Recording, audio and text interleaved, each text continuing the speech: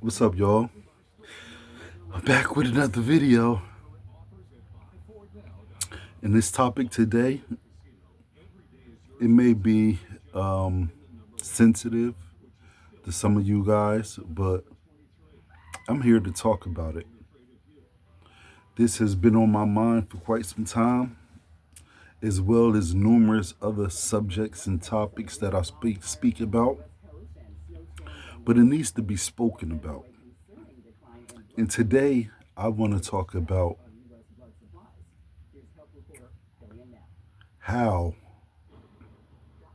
black folks can get back to loving one another, being there for one another, and just building with one another. As I look back in the 30s, the 40s, when black folks was oppressed, we were in a better situation than we were now. That's right.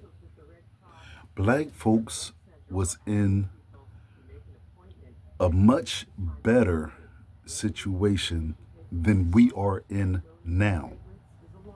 Why is that? Let's talk about it. First of all, we had our own everything, okay? We had our own restaurants, we had our own bus lines, we had our own hospitals, we had our own everything. We functioned as a unit back in those times. We had our own businesses of all sorts and kinds.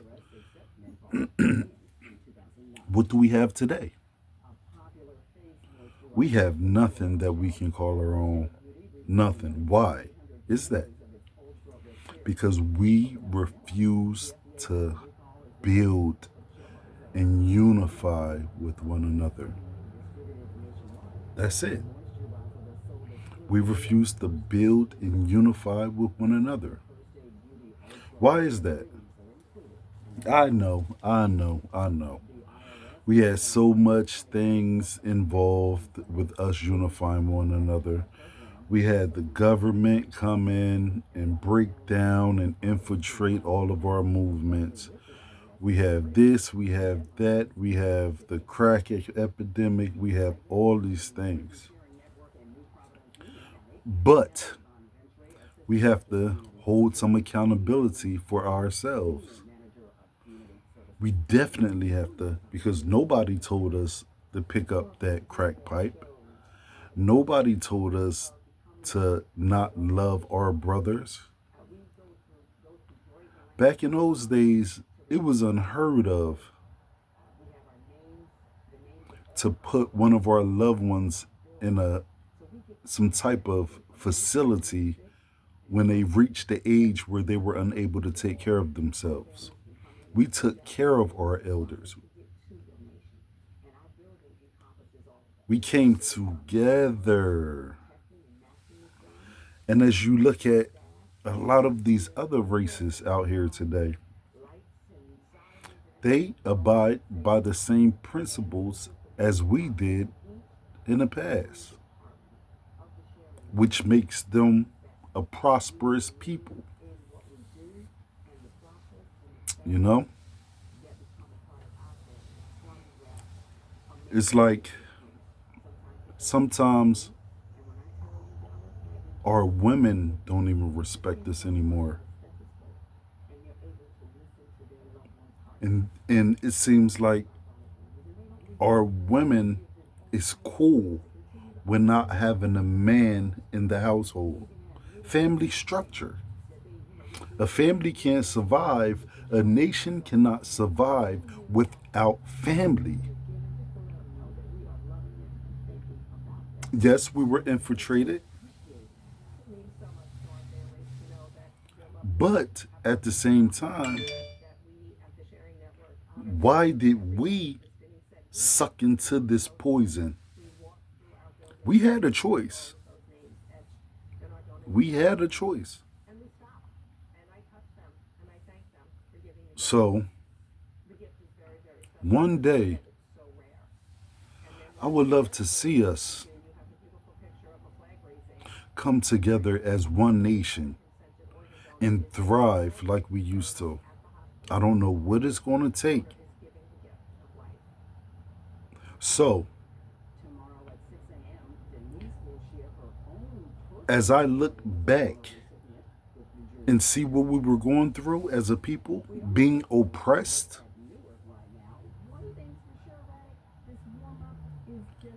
in my mind, I thought, do we need to be oppressed again on a level that we were before in order to get it? Do we need to go through the things that we went through before in order to come together? Do black folks need to be stripped of everything, all the wealth, all the laws, all of these things that we obtain in this country in order to love one another, to unify with one another, to build one another? Is that what it's going to take? Is that what it's going to take for us to come together? Somebody let me know in the comments. Is that what it's going to take? Man, it just hurts my heart how divided we are. We are so divided as a people. And it's almost embarrassing, man. I studied these other nations of people. I look how their woman is so in accord with what they have with their mate. They have a family constitution or a nation's constitution within a nation. They're so in sync with one another. Why can't we be in sync with one another? To strive and be happy with one another instead of being the enemy of one another. It's just sad, man, because we were a great people at one time. We had it all. We had it all. And one example is Black Wall Street. They didn't just do it by themselves. One person didn't just do it by themselves. It was a collective of people that made that happen throughout all what was going on, all the oppression that was going on. We weren't wanted in certain establishments, so we created our own establishments.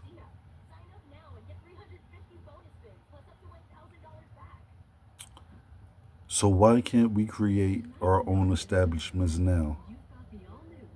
They say black folks are a nation within a nation. So, with 50 million black folks in this country, we generate about $2 trillion. And they say that we are richer than a lot of countries, a nation within a nation. We are richer as a nation than Venezuela.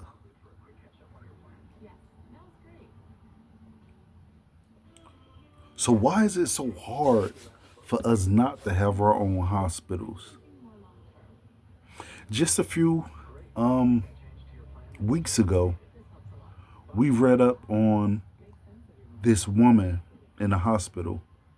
She was cracking the bones of black babies' bodies in the hospital. She's been doing it for quite some time. So why would we subject ourselves to being somewhere that we're not welcome? We have so many billionaires, so many millionaires in this country. Why is it so hard for our people to come together and build something? In order to have a thriving society, we need our own schools. We need our own banks. We need our own grocery stores. We need our own hospitals.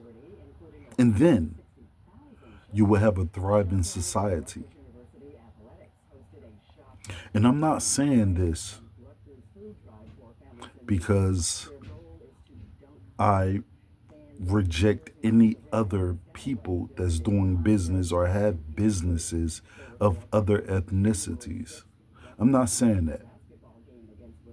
But I'm saying that I would like for my people to thrive just as everyone else is thriving because we have the potential, we have the funds, we have the wherewithal to do so.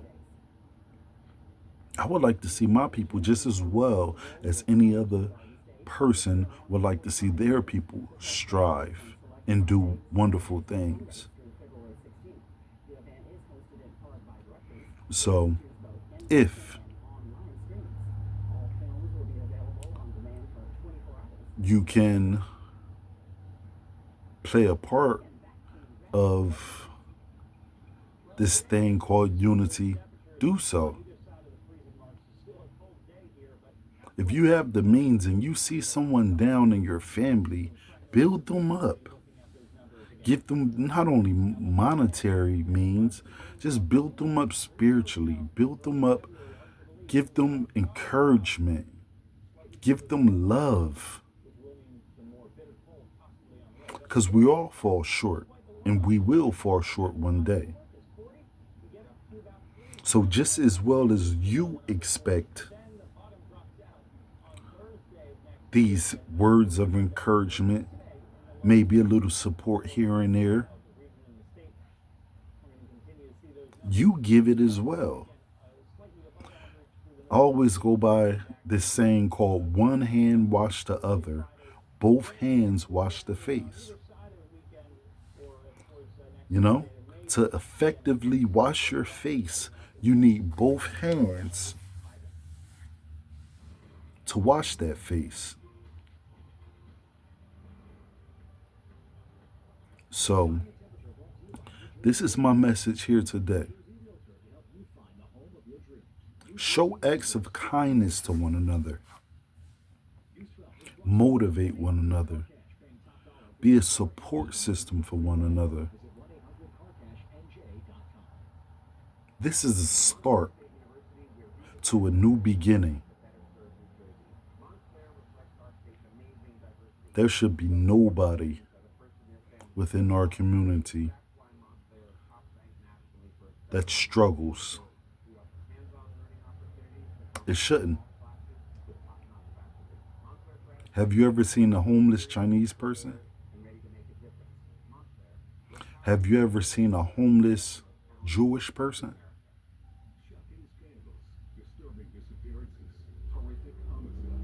What's the chances of you seeing a homeless Indian person? Have you ever seen one? So, why should you have to see a homeless person of your ethnicity or your nation? Man, it's like once you put them glasses on, you never see the same again. You start to see things out of the box. You start to see things that the normal eye don't see. So I'm challenging you all to show mercy for one another and love one another. And this is how we're going to defeat this thing that we have for one another. You know, we can go back to being a family again. When the last time you had Sunday dinner with your family? When the last time you sat at the table and ate with one another as a unit, as a family? See, it's almost non-existent. Where have we gone, man? Where did it go?